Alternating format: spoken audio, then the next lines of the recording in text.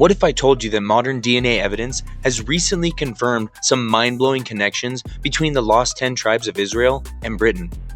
But first, let me address the elephant in the room, or should I say, the angry comment section. I know that some of you get your knickers in a twist over terminology. It's British, not English. It's Celtic, not Gaelic. That's not how you pronounce Hebrew. Listen, folks, I'm doing my best here with accents and historical terms, but I'm a modern American, not an ancient European. Cut me some slack. And yes, for you eagle-eyed viewers, some of these visuals were created with an AI artist, because unfortunately, my photography skills don't extend back to 700 BCE. I tried emailing the ancient Israelites, but no response. Weird, right? No, but seriously, if you want to help me grow this channel and you want to see me hire a graphic artist or just an artist, let me know, help support the channel, or if you just want to see my face and you want to hear me talk about topics, let me know that as well.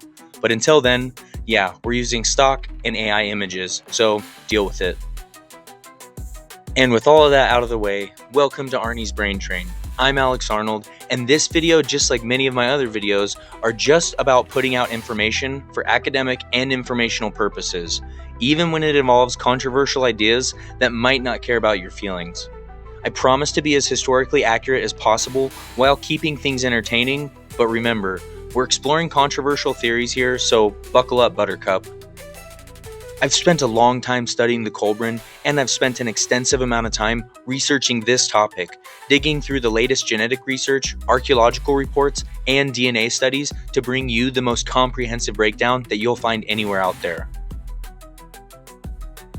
Now, we're not going to be able to do a deep dive into the Kolbrin Bible itself, and I know some of you are going to want to do that on your own. So, stay tuned. I've got an extensive explanation video of that ancient text in a future episode.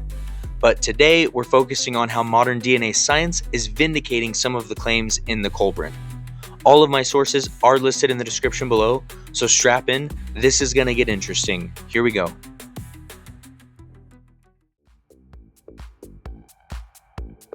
Let's go ahead and start by talking about this revolutionary new science. Modern DNA analysis has become sophisticated enough to trace genetic markers back thousands of years with high precision. What researchers are finding is significant. Dr. Stephen Oppenheimer's genetic research has revealed that the British population contains significant Middle Eastern ancestry dating back thousands of years. This isn't a small genetic footprint. These are substantial genetic markers that indicate major migration events from the Eastern Mediterranean region. Mainstream academics have been trying to explain this genetic evidence. How did Middle Eastern DNA end up in Britain in such significant quantities? And why does it date to exactly the time period when the lost tribes of Israel disappeared from history? There's an ancient text that's been providing the answer the whole time, the Kolbrin Bible. The Kolbrin Bible is technically a collection of ancient texts that were supposedly preserved by Celtic monks in Britain. But here's where it gets interesting. These weren't just any monks. According to the tradition, these texts were safeguarded by a secretive group called the Chaldees, who claimed to be the descendants of people who fled from Egypt and later from the Assyrian conquest of Israel. Professor Bryan Sykes, a leading geneticist, has confirmed that the genetic evidence shows this Middle Eastern ancestry isn't evenly distributed across Britain.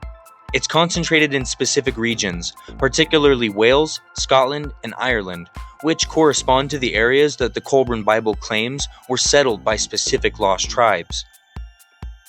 The book is divided into two main parts, the Egyptian texts and the Celtic texts. The Egyptian section describes ancient Egypt, the plagues, the Exodus, and it claims to be written by the Egyptian scribes who witnessed these events firsthand. These would be detailed descriptions of the 10 plagues that include scientific explanations for the phenomena that modern researchers have only recently confirmed. The Celtic section picks up the story a bit later, focusing on what happened to certain groups of people who migrated to Britain. The Kolbrin provides specific tribal names, migration routes, and describes the ships that they used to cross the Mediterranean. The Kolbrin Bible contains information about ancient astronomy, geology, and historical events that would have been difficult for medieval forgers to know. It includes descriptions of solar eclipses with precise dates, comet appearances that have been verified by modern astronomy, and geological events that weren't discovered until the 20th century. Most importantly, it predicted genetic connections that are now being confirmed by DNA science.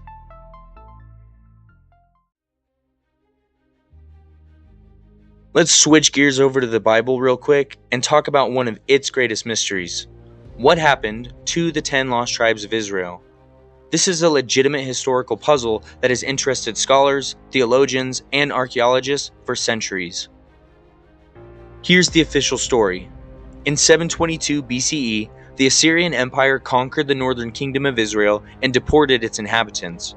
The Bible tells us about 12 tribes of Israel, but after the Assyrian conquest, only 2 tribes, Judah and Benjamin, remained in the historical record. The other 10 tribes, they vanished from history. Now let's be specific about who we're talking about here. The lost tribes were Reuben, Simeon, Dan, Naphtali, Gad, Asher, Issachar, Zebulun, Ephraim, and Manasseh. Each of these tribes had distinct characteristics, territorial holdings, and cultural practices that would have influenced wherever they ended up. Traditional Jewish sources suggest that these tribes were scattered beyond the river Sambation. They disappeared into the unknown world. Various groups throughout history have claimed to be descendants of these lost tribes, from the Falashas of Ethiopia to the Pashtuns of Afghanistan to the Celtic peoples of Britain. Let's stop and think for a second. If 10 entire tribes of people just disappeared into thin air, that's potentially millions of people that had to go somewhere. They didn't just evaporate. They moved, they settled, they integrated with local populations, and most importantly, they probably left traces. The Kolbrin Bible is one of many different texts around the planet that claim to be one of those traces, and the story that it tells is absolutely incredible. According to the text, groups of Israelites didn't just appear after the Assyrian conquest. Some of them, the Kolbrin claims, made their way through various migration routes and eventually reached Britain. But this wasn't just a random wandering, it was an organized movement of people who carried with them religious traditions, their genealogies, and their sacred texts. Here's what makes this theory so compelling. Britain has always had mysteriously advanced knowledge for its time period. The builders of Stonehenge understood complex astronomy thousands of years ago. The ancient Britons had sophisticated religious practices that seemed to parallel Middle Eastern traditions. And, most intriguingly, British folklore is filled with stories about mysterious visitors from the East who brought wisdom and established sacred rites. Consider this for a second. The ancient Celtic Druids had an oral tradition that claimed that they came from the land of the rising sun, which could be interpreted as the Middle East. They practiced a form of monotheism that was unusual for European paganism, and they had detailed knowledge of astronomy and mathematics that rivals what we know from ancient Babylon and Egypt.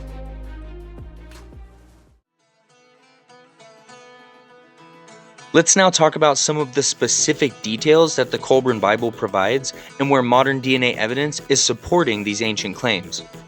The text doesn't just vaguely suggest that some Israelites might have wandered to Britain. It provides specific details about their journey, their settlements, and their genetic impact on British society that we can now verify through science. According to the Kolbrin, after the destruction of the northern kingdom of Israel, several tribal groups managed to escape the Assyrian deportation. The text specifically mentions groups from the tribes of Dan, Asher, and Naphtali as being among the primary migrants to Britain. These particular groups went west. The Kolbrin describes their route in detail. They traveled through what is now Turkey, crossed the Bosphorus, moved through the Balkans, and eventually made their way to Britain via various Mediterranean and Atlantic routes. Some came by land through Europe, while others took the sea route through the Mediterranean, around Spain, and up to the British Isles. The Kolbrin claims that these weren't just refugees. They were the intellectual and religious elite of Israel, carrying with them the most sacred knowledge of their people.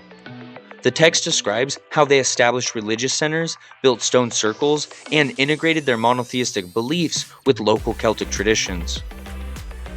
Stop and think about that for a second. If this is true, it means that some of the most important religious and intellectual traditions of ancient Britain weren't purely Celtic at all. They were Hebrew traditions adapted to a new environment. The Kolbrin goes even further. It claims that these Israelite settlers didn't just blend in with the local population, they became the leaders. The text suggests that many of the legendary figures of early British history were actually descendants of these lost tribes. It even claims that the legendary King Arthur had Israelite ancestry through the tribe of Dan. Now, before you dismiss all this as fantasy, consider this. Archaeological evidence has been mounting for decades that supports the idea of Middle Eastern influence on ancient Britain.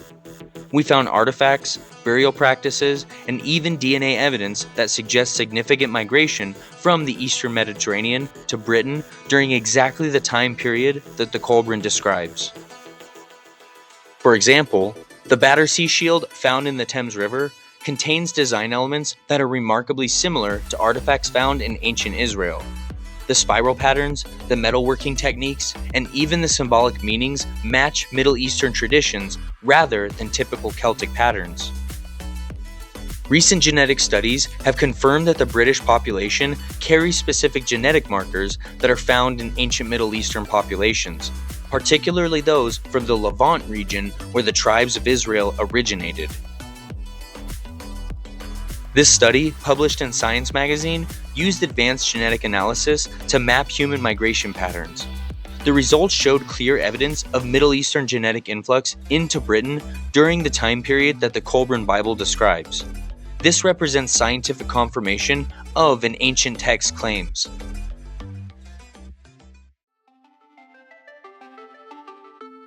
Now here's where I get to nerd out because the science gets crazy.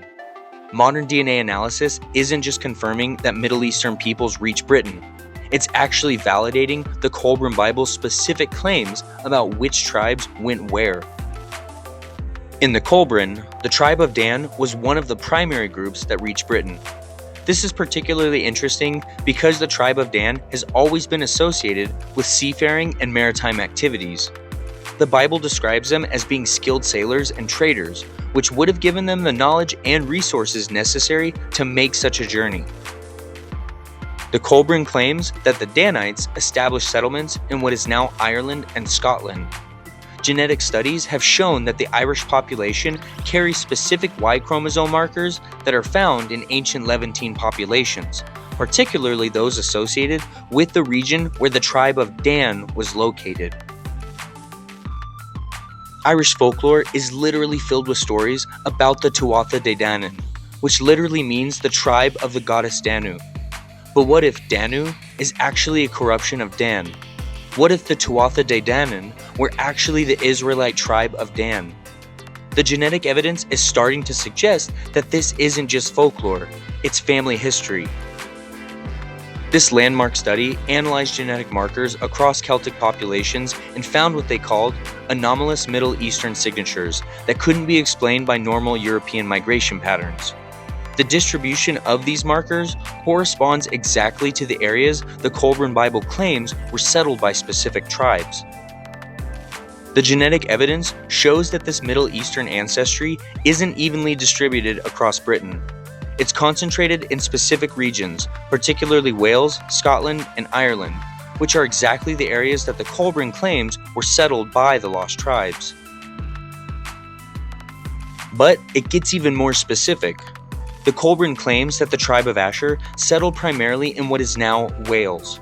The name Asher means happy or blessed in Hebrew, and the Welsh have always called their land Cymru, which means land of friends or blessed land.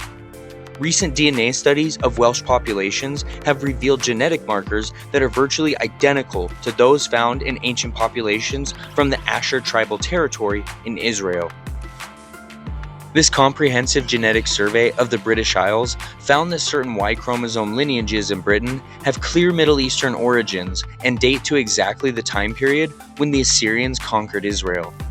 The researchers couldn't explain how these genetic signatures got to Britain, but the Kolbrin Bible provides the perfect explanation. And let's look at the last tribe now.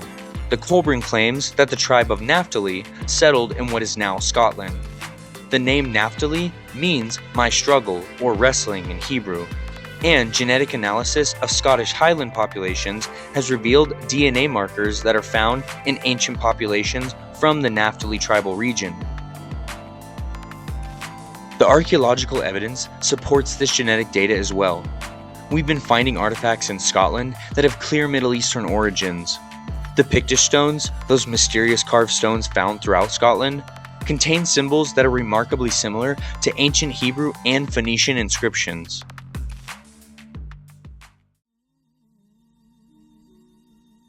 Now, in order to be academically honest, let's dive into the linguistic evidence, because this is where the connections become absolutely undeniable. The Kolbrin Bible doesn't just claim that Israelites reached Britain. It explains why there are so many Hebrew words and concepts embedded in ancient British languages. Now, this is definitely going to be the section where I butcher some pronunciations and maybe say some things wrong. I'm sorry, I apologize, I'm doing my best. Here we go anyway. First, let's take a look at the place names. Throughout Britain, we find place names that have clear Hebrew origins. The word Aber, found in Aberdeen, Aberystwyth, etc., comes from the Hebrew Eber, meaning beyond or crossing. The prefix pen, found in Penrith, Pembroke, so on, comes from the Hebrew panim, meaning face or presence.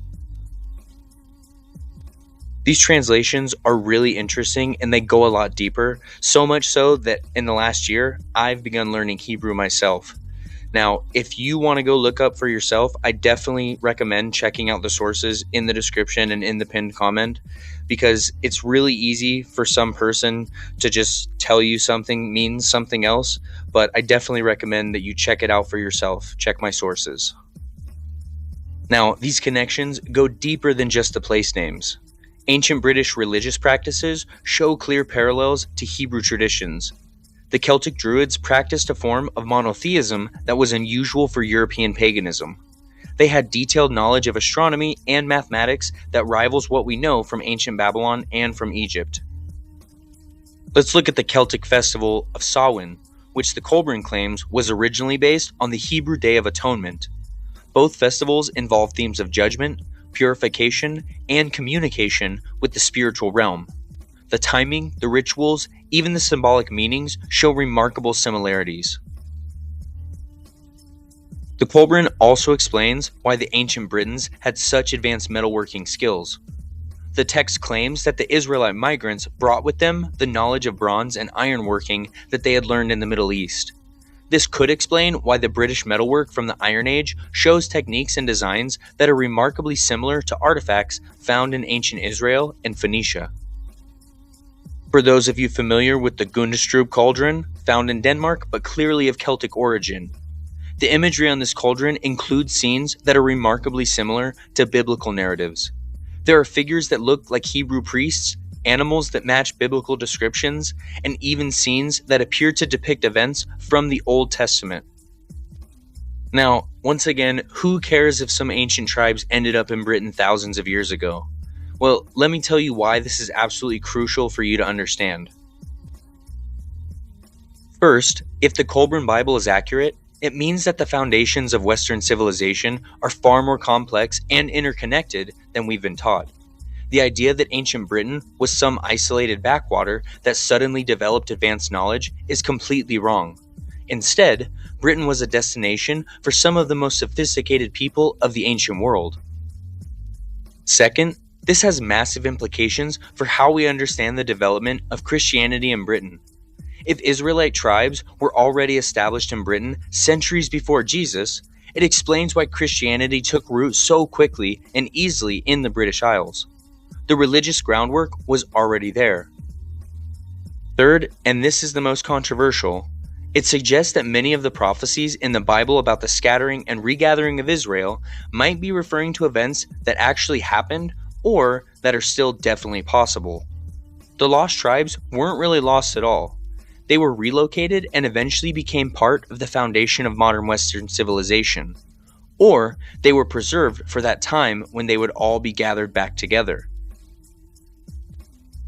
The Kolbrin Bible also contains prophecies about the future that are eerily accurate. It describes global conflicts, technological developments, and social changes that have come to pass with startling precision.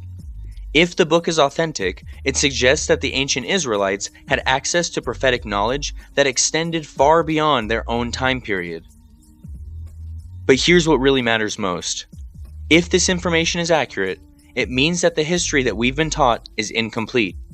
The lost tribes of Israel didn't disappear into mythology. They became the ancestors of millions of people living today, particularly in Britain and other parts of Western Europe. The implications for modern politics and international relations could be huge. If the English-speaking peoples are indeed descended from the lost tribes of Israel, it could explain why Britain and America have played such crucial roles in supporting the modern state of Israel. It's not just a political alliance, it's bros before those.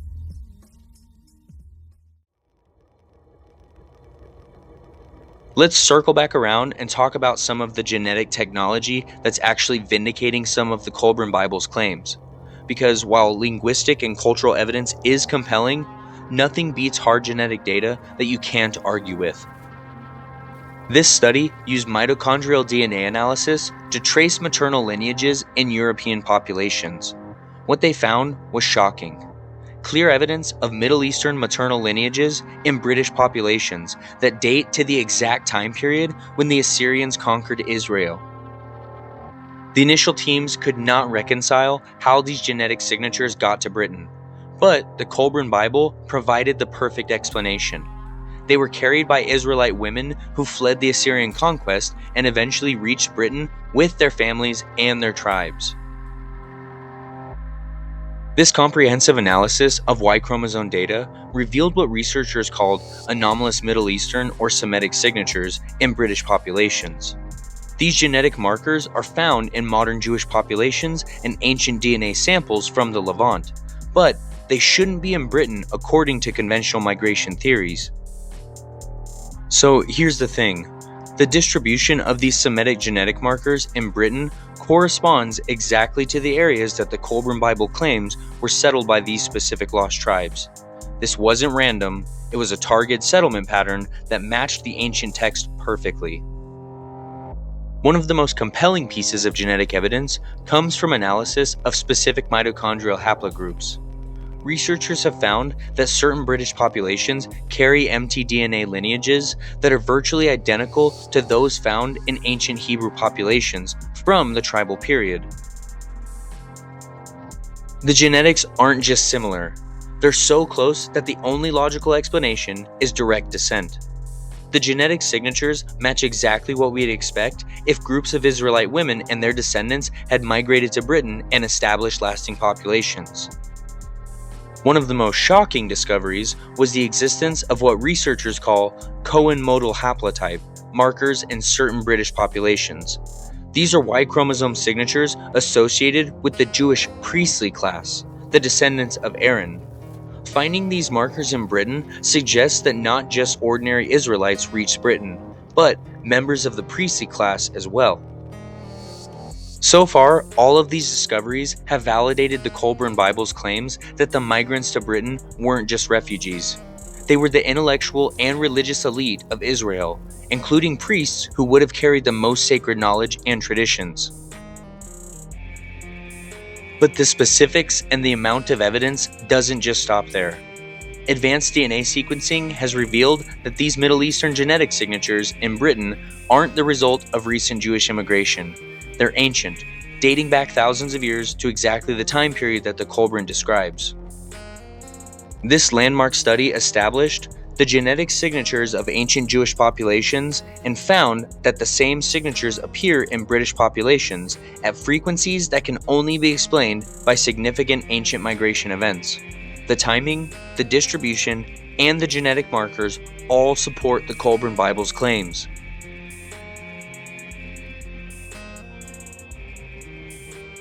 If the DNA evidence and the Kolbrin Bible are both correct, It means that the British people, and by extension, Americans, Canadians, Australians, and other English-speaking peoples, are probably genetically connected to the ancient Israelites. This has profound implications for how we understand biblical prophecy and the role of these nations in world events.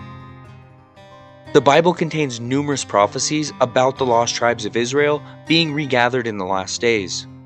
If these peoples are indeed genetically descended from the lost tribes, then we might be witnessing or might witness the fulfillment of these prophecies in real time. The establishment of Israel as a nation in 1948, the support it has received from English-speaking countries, and the current geopolitical situation all take on a new meaning when viewed through this genetic lens. The Kolbrin Bible also provides many explanations for many of the legendary figures of British history through this genetic lens. King Arthur, for example, is described as a descendant of the tribe of Dan, who united the various Israelite settlements in Britain against Saxon invaders. If this is true, then Arthur wasn't just a legendary king, he was a genetic descendant of the lost tribes leading his people. This genetic interpretation of British history could explain why the legends contain so many Hebrew and Christian elements. The quest for the Holy Grail, the emphasis on righteousness and justice, the themes of covenant and kingship, all of these make much more sense when viewed as Hebrew genetic and cultural memory preserved in British tradition. The biggest thing is that we totally have to rethink our history of migration so far. Advanced genetic dating techniques have confirmed that the Middle Eastern genetic signatures found in British populations date to approximately 2,700 to 3,000 years ago, exactly when the Assyrians conquered Israel and the lost tribes disappeared from history. This isn't a coincidence. This is genetic proof of ancient migration.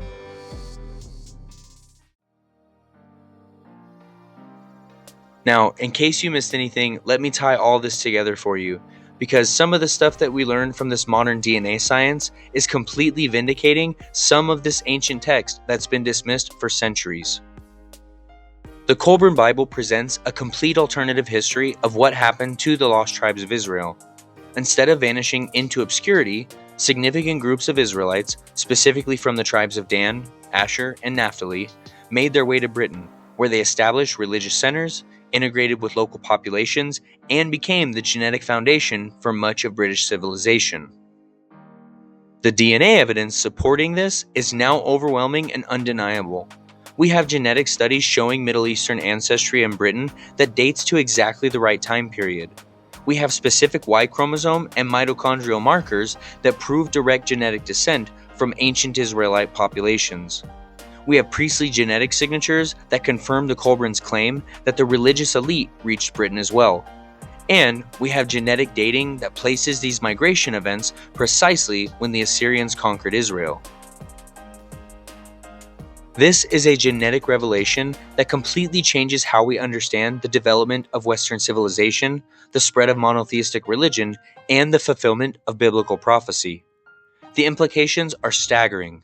If the Kolbrin Bible is authentic and the DNA evidence is correct, it means that the foundations of British culture, law, and religious tradition have deep Israelite genetic roots.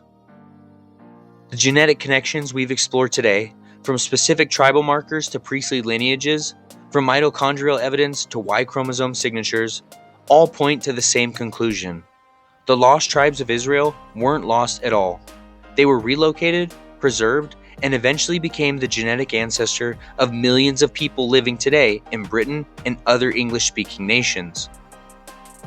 If this all turns out to be correct, modern DNA science has done something incredible. It's turned an ancient religious text into a verified historical document. The Kolbrin Bible has been vindicated by genetics, and our understanding of human history will never be the same.